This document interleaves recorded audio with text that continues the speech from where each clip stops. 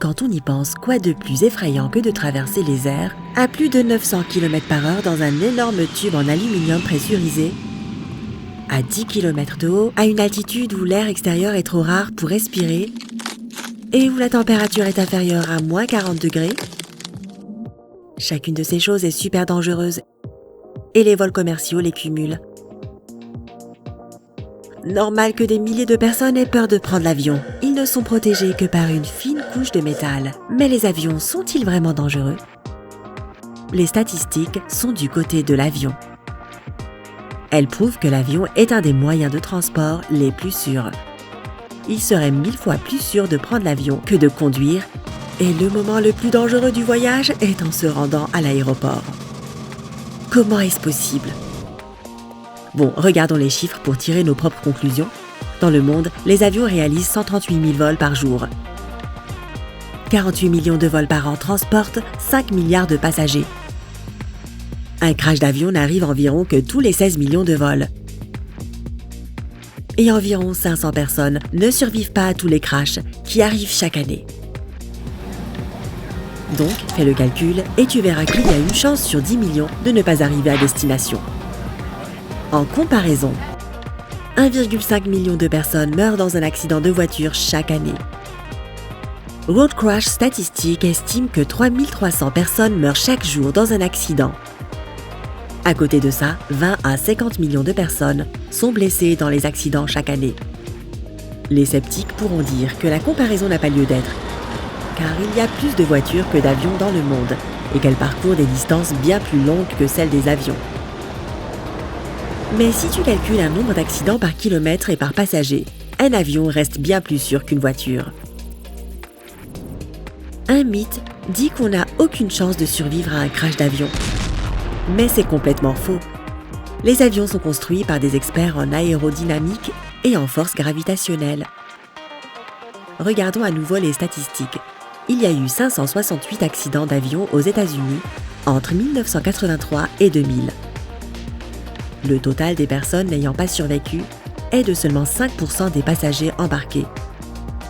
Même en ne prenant pas en compte les accidents mineurs et en ne considérant que les crashs sérieux qui comprennent un choc avec le sol, des dégâts dans la structure de l'avion et des incendies, le nombre de personnes ayant survécu était d'environ 50%. Les jets privés sont moins sûrs que les vols commerciaux car il y a moins de règles de sécurité et que l'examen pour devenir pilote est moins strict. Une autre croyance est que voyager en train est très sûr. Mais les statistiques révèlent qu'il y a plus d'accidents de train que d'avions.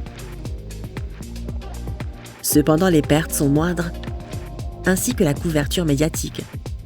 N'importe quel accident d'avion, même le plus petit jet, attire immédiatement l'attention des médias. Les catastrophes aériennes font souvent la une des journaux pendant longtemps, le temps d'établir la cause de l'accident. On a droit aux avis des experts, aux photographies de la zone du crash et aux discussions à propos du déchiffrage de la boîte noire. Cela donne une impression négative que l'avion est un moyen de transport très dangereux. Pourtant, les enquêtes autour des accidents d'avion montrent qu'ils n'arrivent que lorsque certaines circonstances très rares sont malheureusement réunies, ce qui n'arrive presque jamais. Donc, si un passager monte à bord d'un vol au hasard tous les jours, cela lui prendra statistiquement 21 000 ans pour vivre un accident. Les chances de survie sont bien plus élevées si l'avion accidenté atterrit sur l'eau, même s'il n'est pas fait pour ça. Les spécialistes estiment qu'amérir augmente les chances de survie de 50%. Les deux peurs les plus répandues chez les passagers sont une panne de moteur et les turbulences. Voyons s'il faut vraiment les craindre. Beaucoup de personnes pensent que si un moteur tombe en panne, l'avion piquera vers la terre. Mais en fait, les moteurs ne servent pas à faire voler l'avion. Rien que l'air et la forme de l'avion lui permettent de glisser dans les cieux. Faisons un peu de physique. Quand un objet tombe dans les airs à haute vitesse, une zone de forte pression apparaît autour de lui. Plus la vitesse est élevée, plus la pression est forte. Si les deux moteurs tombent en panne dans l'air, ce qui n'arrive presque jamais, l'inertie empêchera l'avion de tomber tout droit. Il ralentira progressivement et pourra planer pendant une cinquantaine de minutes. Est-ce que tu penses pouvoir conduire une voiture avec un moteur en panne? Je ne pense pas. L'air est comme une route pour l'avion. Imagine l'air comme un gâteau avec plusieurs couches, qui ont toutes une densité, une mobilité et une température différentes. L'air n'est pas uniforme, il est composé de plusieurs gaz. Les couches plus chaudes montent et les plus froides descendent. Ainsi, il n'y a pas de trou d'air comme on le pense. C'est juste l'avion qui monte puis qui descend. Si par exemple après le décollage, le pilote automatique diminue la poussée du moteur, nos corps ont l'impression que l'avion tombe, comme quand il se redresse à une certaine altitude. En fait, il a juste remonté sa queue au même niveau que son nez. Quand l'avion traverse des couches d'air de densités différentes, il commence à vibrer. C'est ce qu'on appelle une turbulence. C'est comme si tu conduisais une voiture sur une route cahoteuse. Ça t'énerve que la route soit mauvaise, mais tu ne te sens pas en danger? Si, c'est sûrement ce que les pilotes se disent aussi. Parfois, il y a des turbulences quand le ciel est dégagé ou lorsqu'il y a quelques nuages à haute altitude. On appelle cela une turbulence en air clair. Logique, elles sont plus difficiles à déceler en avance et le pilote n'a pas toujours le temps de te dire de retourner à ton siège avant d'entrer en zone de turbulence. Elles sont plus facilement prévisibles quand il y a des nuages et que l'avion survole la mer ou des montagnes. Le pilote allumera les lumières, demandant aux passagers d'attacher leur ceinture et de rester à leur place. Tu as déjà vécu de fortes turbulences? Dis-moi-les dans les commentaires. Les turbulences arrivent souvent, et elles sont souvent si légères que les passagers ne les remarquent même pas. De grosses turbulences arrivent plutôt rarement, même si elles peuvent être désagréables ou même bousculer les passagers dans les cas extrêmes. Elles n'endommagent pas l'avion en lui-même. Les structures des avions modernes sont faites pour supporter des vents puissants sans qu'ils n'impactent le métal, les moteurs ou les autres parties.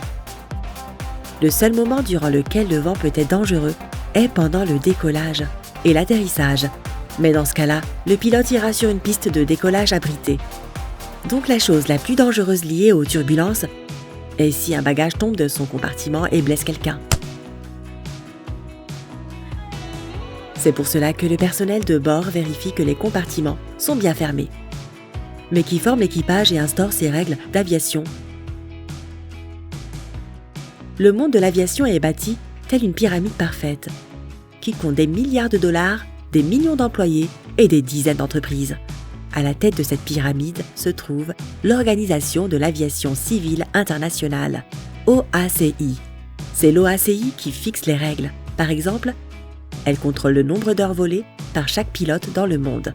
Ces spécialistes font des calculs complexes pour contrôler les atterrissages d'avions, parfois séparés de seulement 40 secondes.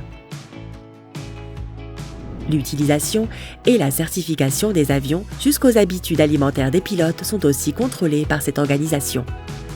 L'OACI a une règle stricte à propos de la nourriture pour les pilotes. Tous les repas de l'équipage doivent être préparés à part. Les deux pilotes ne peuvent pas avoir le même repas.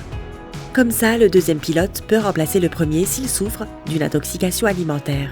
Après tout, il reste humain, mais parfois les pilotes se rapprochent plus des super-héros que des individus lambda. La personne qui dirige l'avion a étudié le pilotage pendant au moins 10 ans. C'est beaucoup plus que ce qu'on apprend chacun pour apprendre à conduire sa voiture. Les pilotes parlent souvent plusieurs langues, ont d'excellentes compétences informatiques, de très bons réflexes et une excellente vue. En s'entraînant sur les différents simulateurs de vol, ils doivent résoudre des situations aux différents niveaux de difficulté. C'est pour cela que le pilote peut aujourd'hui faire face à presque tout problème avec son cerveau ou ses mains. L'OCAI pense cependant que même le plus expérimenté des pilotes peut faire une erreur. C'est pour cela qu'il est accompagné d'un deuxième pilote et qu'ils sont soutenus par de nombreux systèmes électroniques. Les seules choses que le pilote doit gérer tout seul sont le décollage et l'atterrissage. Une fois en l'air, il est en mode automatique. Ça ne veut pas dire que les pilotes n'ont plus qu'à attendre que le vol se termine. Ils sont en permanence en contact avec le centre de contrôle aérien, ajustent le pilote automatique si besoin et gardent tout sous contrôle. Tout cela pour rendre ton vol agréable et t'amener à destination en toute sécurité. Alors, si tu n'es pas à l'aise assis à 10 km d'altitude, souviens-toi de cette vidéo et profite de ton vol. Mais fais attention en te rendant à l'aéroport. Si tu as appris quelque chose de nouveau aujourd'hui, aime cette vidéo et partage-la avec un ami. Voilà d'autres vidéos que tu aimeras. Choisis juste celle de gauche ou de droite et reste avec Sympa.